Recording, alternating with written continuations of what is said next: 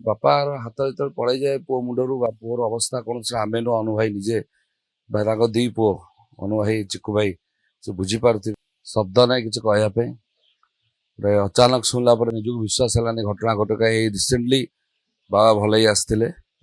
ଏତେ ତାଙ୍କ ଜୀବନରେ ଦୁଃଖ ଘଟଣା ଚାଲିଥିଲା ସେ ଭିତରେ ଗୋଟେ ଖୁସିର ମୁହୂର୍ତ୍ତ ସେ ପାଇଥିଲେ ବାପା ଭଲ ହେଇକି ଆସିବାର। କାରଣ ବାପା ମାଆଙ୍କୁ ବହୁତ ଭଲ ପାଉଥିଲେ। ସେ ଜୀବନଠୁ ଅଧିକା ସାରା ଓଡ଼ିଶା ଭାଇ ଜାଣିଛନ୍ତି ସେ ନିଜକୁ ନାହିଁ ପରିବାର ବାପାଙ୍କୁ ବହୁତ ଭଲ ପାଉଥିଲେ। ଯୋଉଟାକି ଆଜି ବାପାର ହାତ ଯେତେବେଳେ ପଳେଇଯାଏ ପୁଅ ମୁଣ୍ଡରୁ ବା ପୁଅର ଅବସ୍ଥା କ'ଣ ସେ ଆମେ ନୁହଁ ଅନୁ ଭାଇ ନିଜେ ବା ତାଙ୍କ ଦି ପୁଅ ଅନୁ ଭାଇ ଚିକୁ ଭାଇ ସେ ବୁଝିପାରୁଥିବେ। ତାଙ୍କ ସମସ୍ତେ ଜାଣନ୍ତି ବାପା ମିଳିବା ଭାରି କଷ୍ଟ। ଶବ୍ଦ କିଛି କହିବାର ନାହିଁ। ଏତିକି ପ୍ରାର୍ଥନା ଶ୍ରଦ୍ଧାଞ୍ଜଳି ଜଣାଉଛୁ ଆଉ ପ୍ରାର୍ଥନା କରୁଛୁ ତାଙ୍କ ପରିବାରକୁ ଶକ୍ତି ଦିଅନ୍ତୁ।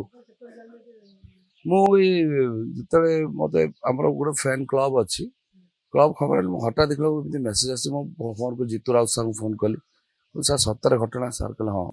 ତାପରେ ଆମେ ଆସିଲୁ ଏଇଠୁ ପହଞ୍ଚିଲା ବେଳୁ ଭାଇ ପଳେଇଛନ୍ତି। ଯେହେତୁ ମୁଖାଗ୍ନି ବଡ଼ ପୁଅ ଦିଅନ୍ତି ସେ ରହନ୍ତିନି ଜାଗା ଉପରେ।